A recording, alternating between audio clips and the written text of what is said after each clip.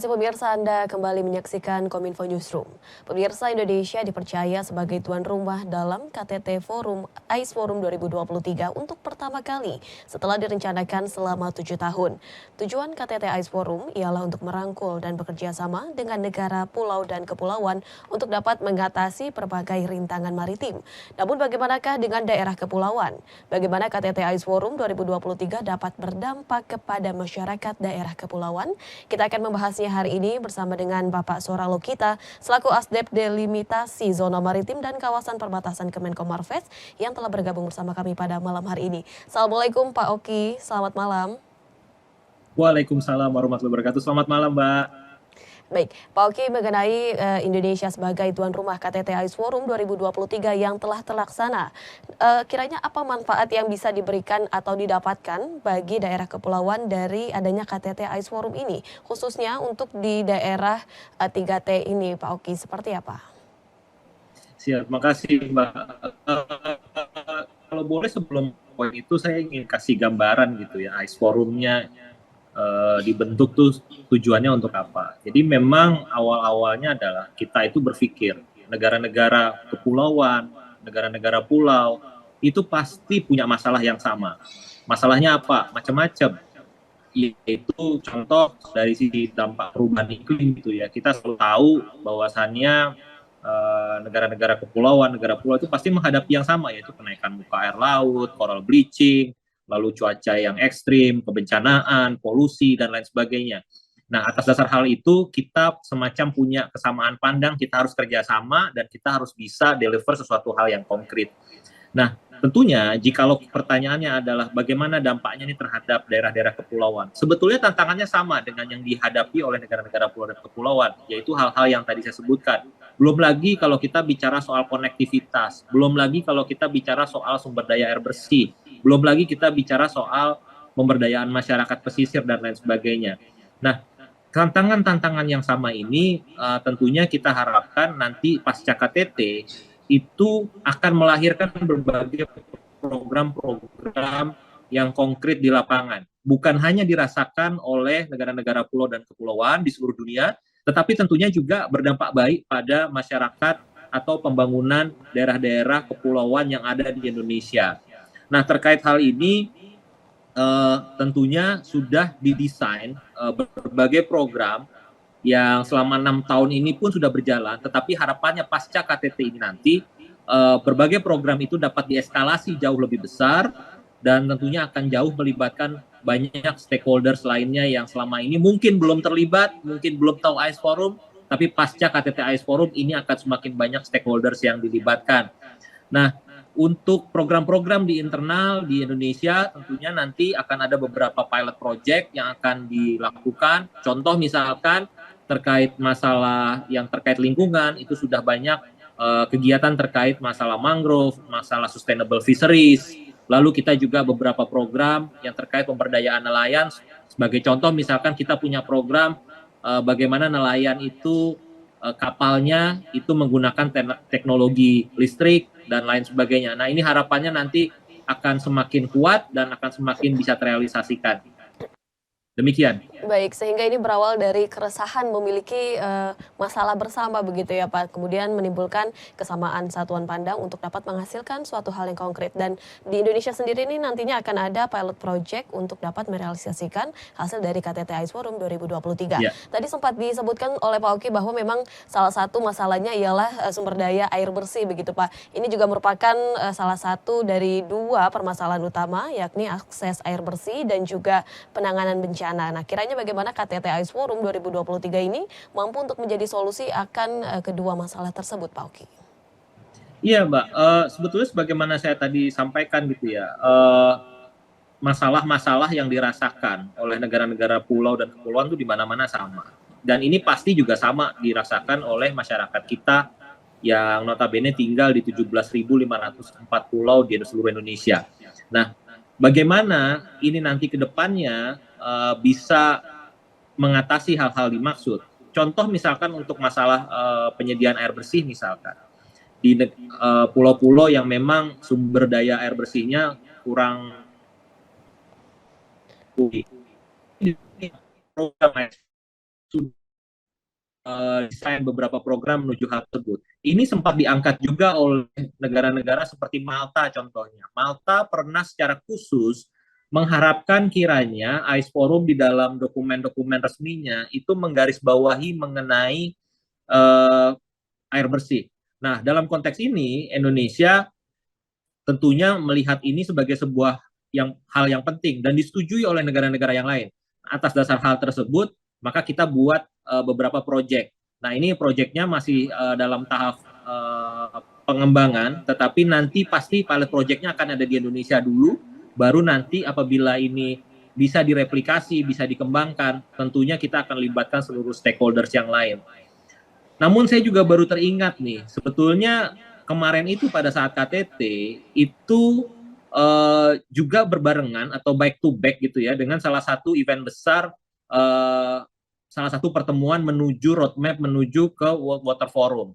Nah ini sempat dua isu ini kita linkage, bahwasannya permasalahan water, air bersih, dan negara kepulauan ini kita coba combine dan diskusinya, dan ini masuk ke dalam beberapa dokumen resmi dari AIS Forum, dan tentunya nanti harapannya semakin banyak orang aware terhadap AIS Forum, semakin banyak orang aware terhadap praktek baik yang ada di AIS Forum, nanti semua akan terlibat di dalamnya dan hasilnya dapat dirasakan. Mungkin itu. Pilot project tersebut masih dalam tahap pengembangan dengan melibatkan stakeholder. Namun ini juga diharapkan AIS Forum yang telah berlangsung ini dapat dirasakan langsung oleh masyarakat begitu ya Pak. Kemudian kiranya apa dampak baik yang dapat dirasakan baik oleh industri ikan lokal dan juga nelayan yang ada di kepulauan dari adanya KTT AIS Forum ini Pak. Bagaimana kemudian pendekatan kepada para nelayan untuk dapat sadar akan adanya hadir AIS Forum ini begitu Pak. Ya, terkait hal ini sebetulnya ada dua klaster besar ya, yang nantinya akan diterjemahkan ke dalam berbagai macam program. Klaster besarnya itu kalau kita bicara di tingkat besarnya gitu ya, kita kenal tentunya Blue Economy. Blue Economy ini baru akan bisa berjalan ketika seluruh elemen stakeholders itu memahami perannya masing-masing.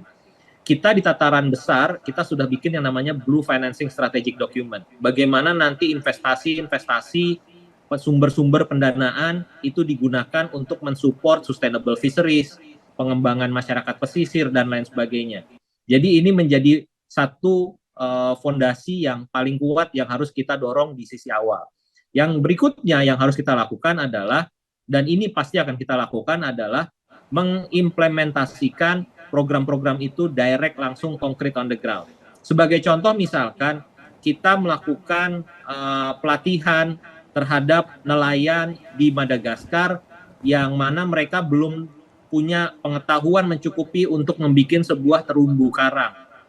Mohon maaf, bukan rumpon, mohon maaf. Saya ulangi, membuat rumpon. Nah, lalu juga di Fiji, kita melakukan pelatihan mengenai pembuatan keramba. Nah, hal-hal seperti ini yang sebetulnya di Indonesia itu merupakan dua hal yang mungkin sudah sangat masif dilakukan oleh nelayan-nelayan kita, tetapi di di Madagaskar, di Fiji, dan di belahan dunia lain hal-hal seperti ini tuh ternyata masih belum diimplementasikan secara baik gitu ya. Nah tentunya praktek-praktek baik seperti ini kita juga lakukan, kita kembangkan di Indonesia. Tentunya bagi nelayan-nelayan yang sudah sangat maju di Indonesia, hal-hal seperti ini tidak akan kita ulangi, tetapi kita akan coba eskalasi dari sisi investasinya. Kita akan coba eskalasi dari sisi kemampuan mereka. Kita eskalasi dari sisi pengetahuan mengenai sustainable fisheries-nya. Dan ini kita lakukan dari hulu ke hilir, dari program Blue Economy-nya sampai implementasi di lapangannya. Dan itu kita pastikan akan kita lakukan secara bersama-sama. Demikian. Baik, Blue Economy ini baru dapat bisa berjalan jika menghasilkan sesuatu yang berkelanjutan begitu ya Pak ya, sustainability. Nah, Indonesia sendiri sebagai negara yang kaya raya akan hasil laut, bentuk kerjasama ekonomi biru seperti apa yang kiranya dapat ditawarkan Indonesia kepada negara kepulauan agar dapat tercipta ekonomi biru tersebut begitu Pak, Blue Economy? Iya, terima kasih Mbak. Untuk poin ini, ada dua program konkret yang sudah kita siapkan. Yang pertama adalah kita sudah launching yang namanya Blue Financing Strategic Document. Memang ini baru diimplementasikan di Indonesia, tetapi ini akan segera direplikasi di berbagai negara-negara AIS Forum. Nah, selain itu, yang kedua kita siapkan adalah Blue Economy Development Index. Dari sisi Blue Economy Development Index ini nanti semua negara akan dapat mengukur kemampuan blue economy mereka masing-masing. Lalu apa yang kita harapkan setelah mereka dapat mengukur kemampuan blue ekonominya? Diharapkan nantinya negara-negara AIS Forum ini bisa saling membantu, bisa saling membackup. Dan negara mana yang kira-kira blue ekonominya masih patut didorong, patut didukung, patut dibantu. Nah ini nanti akan saling bantu. Kami kebetulan di AIS Forum berkesempatan untuk bisa melihat kondisi situasi di berbagai negara. Dan ternyata memang berbeda-beda kemampuannya untuk memanage blue economy ini. Nah, atas dasar hal itu, atas dua indikator yang tadi itu, kita akan terjemahkan di dalam berbagai program detail di lapangan untuk bisa mereka membantu pengembangan blue economy-nya. Bukan cuma sustainable fisheries, tetapi kita juga mendukung soal ekotourism. Lalu juga kita mendukung bagaimana menjaga lingkungan laut. Karena apapun yang kita desain, apapun yang kita konsep, kalau lingkungan lautnya rusak, maka kita tentunya tidak akan mendapatkan hasil yang optimal. Dan ini sudah didesain dan sudah diimplementasikan dan sudah dilakukan beberapa area yang kita pasti replikasi di semua negara AIS Forum dan juga di Indonesia. Mungkin itu, Mbak. Indonesia menawarkan dua hal konkret, yaitu untuk launching Blue Financing Strategic Document dan juga Blue Development Index. Bagaimana nantinya kedua hasil konkret ini dapat direplikasi negara-negara AIS Forum. Kemudian ini juga diperuntukkan agar negara AIS Forum ini bisa dapat saling membantu, begitu ya Pak.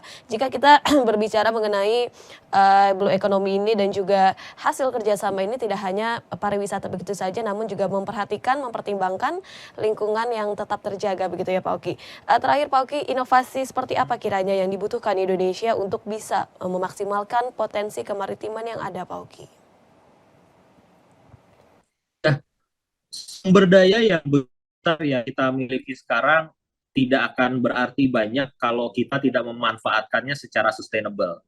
Maka inovasi-inovasi terkait masalah sustainable fisheries, inovasi-inovasi terkait menjaga lingkungan laut, inovasi-inovasi yang memberdayakan masyarakat pesisir adalah paling tidak 3 area sektor yang paling dibutuhkan oleh Indonesia. Tetapi tentunya kita tidak lupa juga bahwasannya untuk menggerakkan inovasi-inovasi ini bukan cuma sektor pemerintah saja yang perlu kita dorong, tetapi juga ini harus dilakukan oleh pemerintah daerah, swasta, dan yang terpenting adalah pelibatan para anak muda. Dan inilah yang menjadi salah satu pilar besar di AIS Forum adalah pelibatan anak-anak muda, young generations yang mereka sudah melahirkan berbagai inovasi yang menurut hemat kami sungguh luar biasa, sungguh berdampak baik, dan ini nanti akan direplikasi juga di negara-negara AIS Forum yang lain. Jadi 3 sektor itu yang nampaknya inovasi yang dibutuhkan oleh Indonesia dan juga negara-negara AIS Forum ke depan, Mbak. Mohon maaf saya tidak bisa mendengar. Baik, sehingga kerjasama lintas sektor ini menjadi perhatian penting begitu ya Pak, tidak hanya pemerintah pusat namun juga melibatkan pemerintah daerah hingga anak muda untuk dapat menjamin keberlanjutan adanya kemaritiman di Indonesia saat ini. Terima kasih banyak Pak Oki telah bergabung bersama kami, Bapak Suara Lokita selaku Asdep Delimitasi Zona Maritim dan Kawasan Perbatasan Kemenko Marves yang telah bergabung pada Kominfo Newsroom hari ini. Terima kasih banyak Pak Oki, selamat malam, salam sehat selalu Pak. Selamat malam, salam sehat. Terima kasih banyak. Terima kasih banyak Pak Oki. Terima kasih banyak. Dan pemirsa, kami akan kembali dengan informasi lainnya. Tetaplah bersama kami dalam Kominfo Newsroom.